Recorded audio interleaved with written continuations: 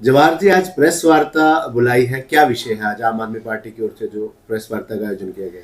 आप सभी प्रेस के साथियों का बहुत बहुत धन्यवाद कि आपने एक छोटे से बुलावे पर हमारे निमंत्रण पर आप आए। आप सबका धन्यवाद। आज का जो हमारा विषय है वो, जैसा कि आप सबको पता है कि पिछले लगभग 2-2.5 साल से कुरुक्षेत्र के जो नगर परिषद के चुनाव है थानेसर के, वो नहीं हो रहे हैं। उसमें सबसे बड़ा इशू जो है वो ये है कि जो वार्डबंदी की जा रही है उसको प्रॉपर ना करके जानबूझकर तोड़ मरोड़ कर इस तरीके से बनाया जा रहा है कि जिससे इलेक्शन हो ही ना।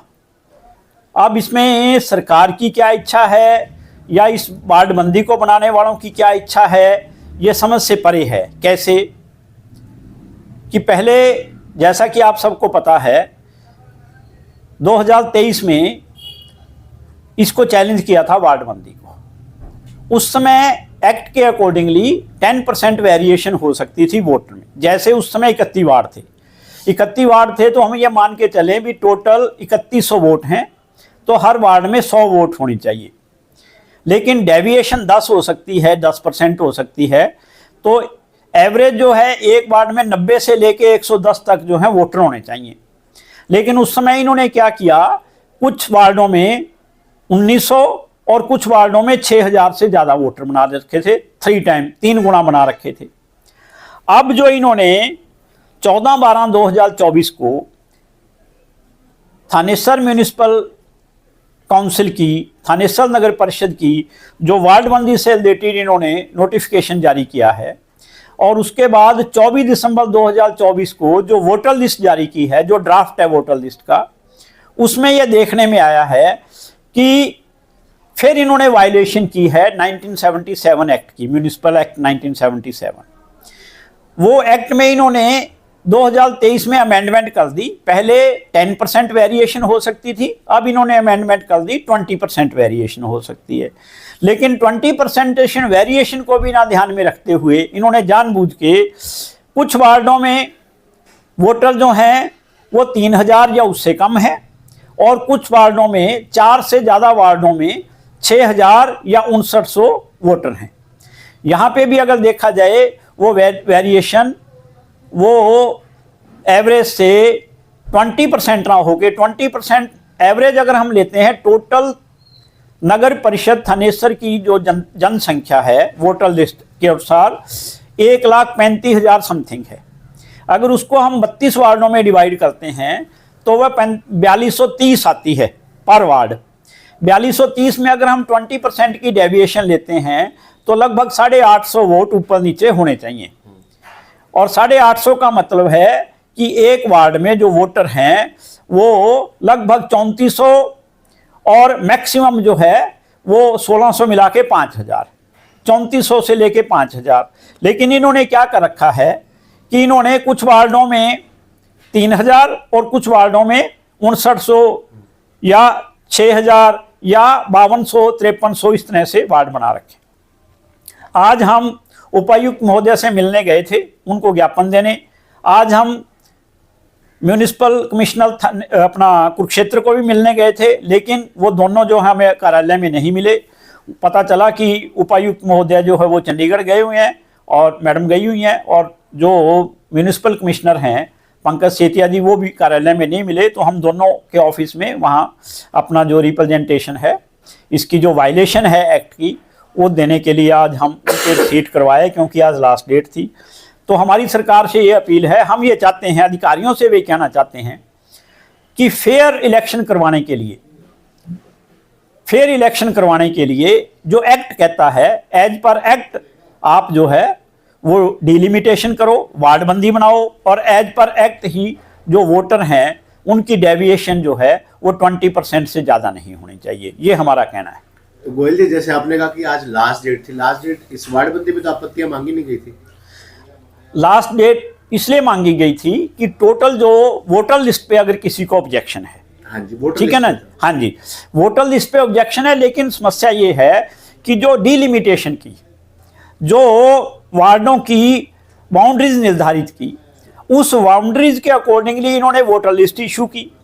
अब वोटर लिस्ट में जो डेविएशन है, मैं फिर कह रहा हूं, वो डेविएशन जो है वो 3000 से 6000 तक का है। संख्या की बात है, संख्या की बात है, जो वोटर्स की, नंबर ऑफ वोटर्स, वो नंबर ऑफ वोटर्स इनका एक्ट कहता है, रूल 7 जो है इसमें मेंशन्ड है कि 20% डेविएशन हो सकती है। जैसे मैंने कहा कि 4230 एवरेज होना चाहिए। 4230 का मतलब है कि उसमें से 850 ऊपर नीचे हो सकते हैं। 850 का मतलब है 3400 और 5000। गोयल जी, पिछली बार भी जो ऑब्जेक्शन उठा था हाई कोर्ट में, कुछ पूर्व पार्षद गए थे, उनका एज ए लॉयर आपने प्रतिनिधित्व किया था, तो इस बार भी कुछ ऐसे आए हैं आपके संपर्क में कोई पूर्व पार्षद जिनको आपत्ति हो वार्डबंदी को लेकर या वोटर लिस्ट को लेकर, जो इस मामले में कोर्ट की ओर रुख करना चाहते हो? इस मामले में जो मेरे से जिन्होंने संपर्क किया है, जो इसमें मेंशन भी है जी। उसमें मनु जैन, शैंकी, अपना राजेश बंसल जो इलेक्शन लड़ेगा, कमलदीप, कुलदीप जो इलेक्शन लड़ेगा, और विवेक भारद्वाज, इन लोगों ने मेरे से संपर्क किया है। और उन्हीं के हिसाब से हमने जो है फिर उसको एक्ट को देखा, उसमें जो कमियां थी, और बाकी जो वोटर से संबंधित जो प्रॉब्लम थी वो उन्होंने इंडिविजुअल अपने रिप्रेजेंटेशन दिए हैं सभी ने, कि जैसे किसी के वार्ड में एक पूरी की पूरी लाइन या 100 आदमियों की वोटर जो है वो लिमिटेशन के अकॉर्डिंगली तो वोट वहाँ एग्जिस्ट करनी चाहिए, लेकिन क्योंकि वो किसी व्यक्ति विशेष की सुविधा के अनुसार वोट नहीं करने वाले हैं तो उनको किसी दूसरे वार्डों में शिफ्ट किया गया है। तो उसकी भी आज इन्होंने अपना उपायुक्त कार्यालय को और अपना म्यूनिसिपल काउंसिल के कार्यालय को वहाँ इन्होंने अपने ऑब्जेक्शन दिए हैं। जैसे समय थोड़ा रहेगा कि मार्च के फर्स्ट वीक में चुनाव संभावित है, तो लगता है कि इन कमियों को ठीक किया जा सकता है? अगर सरकार ये चाहती है, अगर प्रशासन ये चाहता है कि फेयर इलेक्शन हो और एज पर म्यूनिसिपैलिटी एक्ट 1907 अगर यानी कि चाहता है, जो संविधान की बात कर रहे हैं, एक्ट की बात कर रहे हैं, तो इनको अमेंडमेंट करने पड़ेंगे, अदरवाइज जो है वो इलेक्शन करवाने में दिक्कत होगी। तो जैसे आपने कहा अगर सरकार फेयर चाहती है, तो अगर बाई चांस फेयर नहीं चाहती तो उसे कोर्ट में तो चुनौती दी जा उससे कुछ लोग जो है वो कोर्ट में जाएंगे। तो कहीं लोगों के मन में जो अभी भी डर है कि जो चुनाव अभी 3 साल 7 महीने पेंडिंग चल रहा है, अब भी ये कैंसिल हो सकता है, लटक सकता है, कुछ ऐसा है? कुछ ये न्यायालय पे डिपेंड करता है कि न्यायालय इसको किस तरीके से देखता है। वैसे देखा जाए तो ये एक्ट की वायलेशन है, और एक्ट की वायलेशन को मुझे नहीं समझ में आता कि एक्ट की वायलेशन को माननीय उच्च न्यायालय या माननीय सर्वोच्च न्यायालय उसको अनदेखी कर सकता है। मतलब कहीं ना कहीं लगता है कि चुनाव पर जो है तलवार लटक सकती है अभी। ये फिर मैं कहूँगा कि ये न्यायालय पर डिपेंड करता है, माननीय उच्च न्यायालय पर और माननीय सर्वोच्च न्यायालय पर, कि वो इसको किस नज़रिए से देखते हैं। लेकिन अगर देखा जाए तो क्योंकि एक्ट की वायलेशन है, और एक्ट की वायलेशन अगर की जाती है तो एज पर एक्ट जो है इनको करना चाहिए। सुमित जी, आप भी नगर परिषद चुनाव के चेयरमैन की दौड़ में थे, आपकी दावेदारी थी।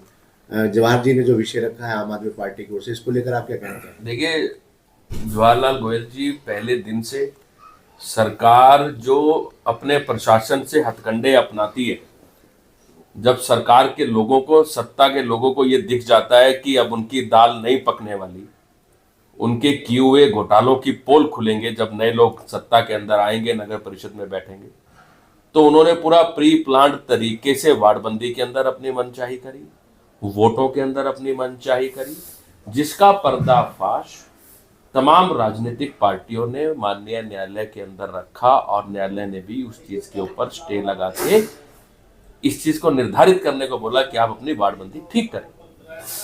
प्रशासन के लोग भी गए, सत्ताधारी लोग भी गए, फाइन भी लगे शायद उन दिनों उनके ऊपर। हाँ, कुछ हुआ, ये सारी चीजें आई, लोगों ने देखी। लेकिन लोकतंत्र का पर्व है, चुनाव जल्द होने चाहिए। मैं तो ये कहूंगा चुनाव जल्द होने चाहिए। नायब सैनिक जी बोलते हैं कि हम तो कानून को मानने वाले लोग हैं, भाजपा संविधान को मानने वाले लोग हैं।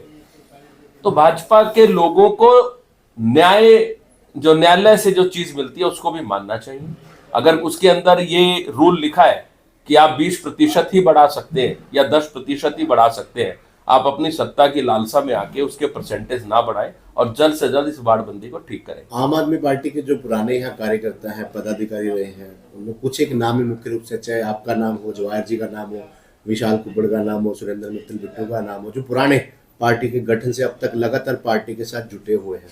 लोकसभा चुनाव में भी दावेदारी पेश की थी, लेकिन सुशील गुप्ता जी को टिकट मिल गया। विधानसभा चुनाव में दावेदारी पेश की, कृष्ण बजाज जी आ गए।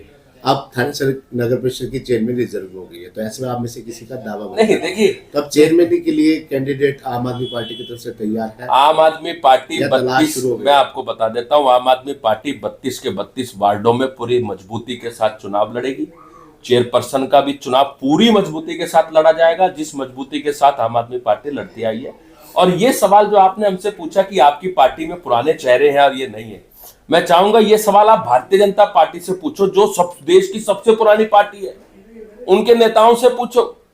लोग पार्टियां छोड़ के उनके बीच में आ गए, उनको साइडलाइन बिठा दिया। मुझे बताओ 2014 से लेकर 2024 हो गया, किस भारतीय जनता पार्टी के संगठन के व्यक्ति को भारतीय जनता पार्टी के लोगों ने अपनी वोट का अधिकार दिया हो, अपने आप को चुनाव लड़ने का अधिकार दिया हो? अरे भारतीय जनता पार्टी के अंदर तो एक परिवार का राज था। एक ही परिवार का व्यक्ति लोकसभा संयोजक, उसी परिवार का व्यक्ति चेयरमैन, उसी परिवार का व्यक्ति राज्य मंत्री, उसी परिवार का व्यक्ति युवा अध्यक्ष। तो ये बात आप उन पुरानी पार्टियों से पूछो जिन पार्टियों के अंदर एक परिवारवाद हावी है। आम आदमी पार्टी के अंदर चाहे कोई नया हो, चाहे कोई पुराना हो, चाहे कोई 1 घंटा पहले पार्टी ज्वाइन किया हो, वो अरविंद केजरीवाल की विचारधारा के साथ, देशभक्त की विचारधारा के साथ। तो 32 वार्डों में तैयारी पूरी है? 100% पूरी मजबूती के साथ तैयारी है। और हम तो ये बात कहते हैं कि प्रशासन को भी एक बात कहते हैं और सत्ता पक्ष को भी एक बात कहते हैं, अगर आप फेयर चुनाव करवाना चाहते हैं तो आप इस वार्ड बंदी को ठीक कर दीजिए। आम आदमी पार्टी के योद्धा बिल्कुल मजबूती के साथ खड़े और चुनाव लड़ने के लिए तैयार है।